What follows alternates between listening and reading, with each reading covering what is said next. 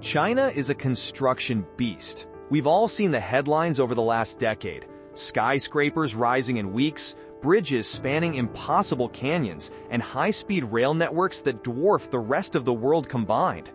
To the outside world, it looks like an engineering miracle, a testament to speed and efficiency. But peel back the concrete, literally, and you find a horror story hiding in plain sight. Welcome back, guys.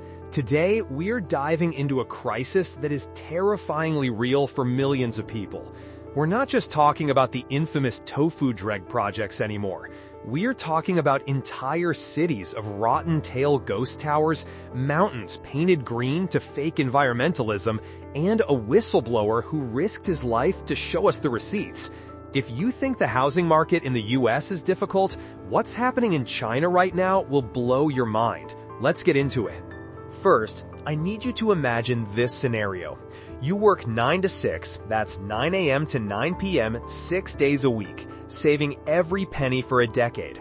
You finally buy a condo for $300,000. You take out a massive loan that enslaves your family to the bank.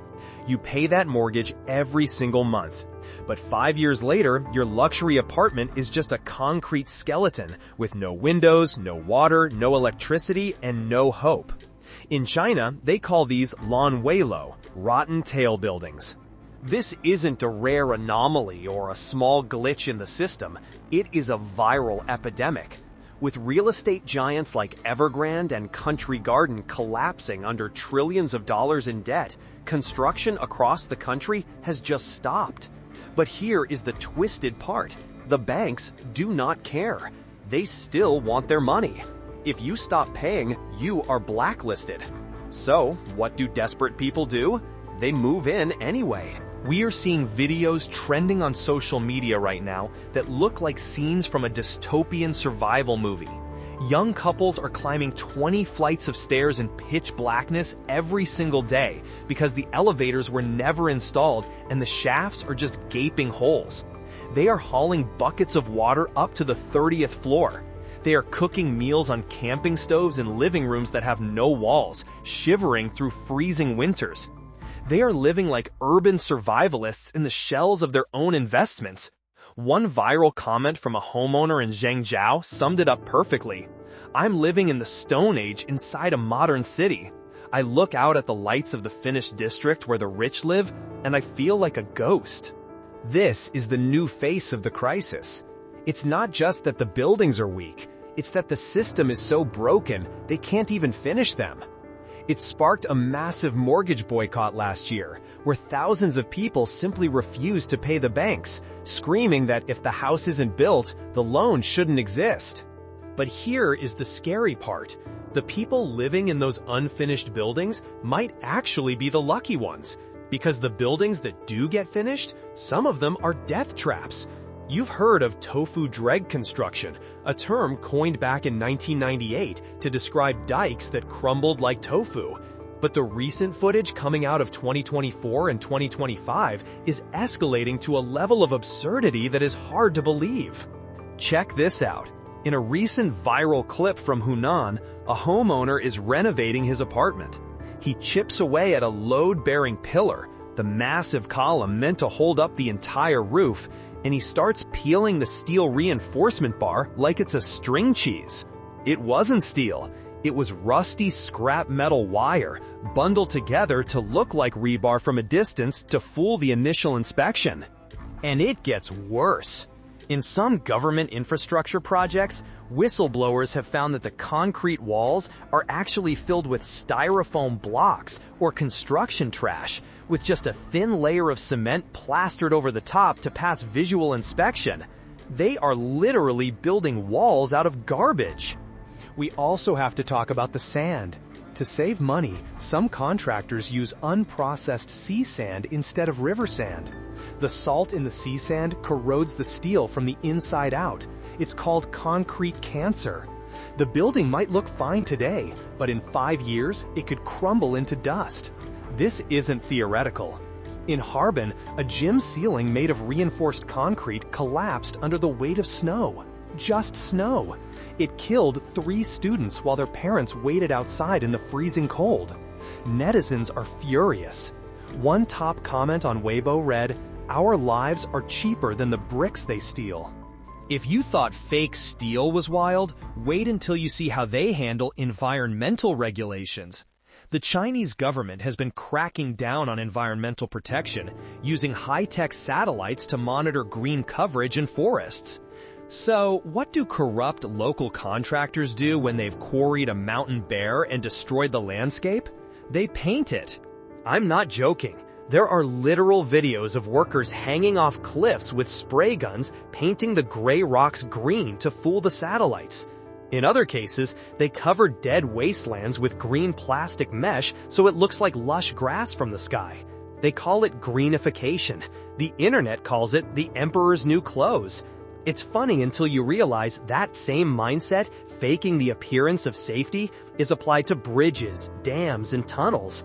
It represents a culture where appearance matters more than reality, and meeting a quota is more important than public safety. So why doesn't anyone stop this? Because the people who try get crushed. Let's talk about Zhang. This guy wasn't a political activist, he was just an excavator operator working on a major expressway in Yunnan, a project that on paper was a perfect example of modern infrastructure. But Zhang saw the reality. He filmed it. He documented a tunnel designed to have 12 heavy steel arches for support. The contractors? They installed 2, just the ones at the entrance and exit so the inspectors would see them.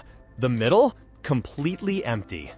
He saw workers get buried alive when corners were cut, and when the company offered hush money, about $300,000 to the families to keep quiet, Zhang decided he couldn't take it anymore. He realized that the silence was part of the murder. He walked into the local supervision office with a USB drive full of evidence. He thought he was being a hero. He thought the government would want to know. Instead, the supervisors handed the evidence right back to the corrupt boss. Zhang was doxxed. The police detained him, accusing him of blackmail and causing trouble. The local media ran a hit piece calling him a criminal gang leader. He lost his job, his home, and had to flee the country to survive. He is now in exile in Europe, and he says, "The tunnel I worked on is a ticking time bomb. It will collapse. It's not a matter of if, but when." How does this happen on such a massive scale? It's not just a few bad apples, it is the system itself. It's a game of pass the buck. A state-owned giant wins a billion-dollar contract. They take a 20% cut and do nothing. They hire a smaller firm. That firm takes 10% and hires a smaller firm. By the time the money gets to the guys actually pouring the concrete, the budget is so low that using real steel is mathematically impossible. They have to cheat to make a profit. And we have to look at the motivation. For decades, local governments in China have relied on selling land to developers to pay their debts. They need the construction to never stop. They created something called local government financing vehicles to borrow trillions of dollars off the books. It was a Ponzi scheme built on concrete. But now, the population is shrinking, the youth are unemployed, and nobody is buying houses. The Ponzi scheme is collapsing, and the result is corners being cut everywhere just to survive one more day. This economic despair has birthed a new cultural movement among the youth called Tang Ping, or lying flat. Young people are looking at these crumbling apartments, the lifetime of debt, and the fake promises, and they are simply quitting. They are refusing to buy homes, refusing to get married, and refusing to participate in a game that they know is rigged against them. So here is the reality. China has built the largest infrastructure network on Earth at record speed, but speed has a price. For us, looking in from the outside, this matters because it shows the fragility behind the superpower image. We aren't just looking at funny fail videos, we are looking at a humanitarian crisis of betrayal. People are paying for dreams that don't exist and driving on bridges held up by foam and lies. The concrete can be patched, but the trust of a generation, that is something that cannot be rebuilt. What do you guys think?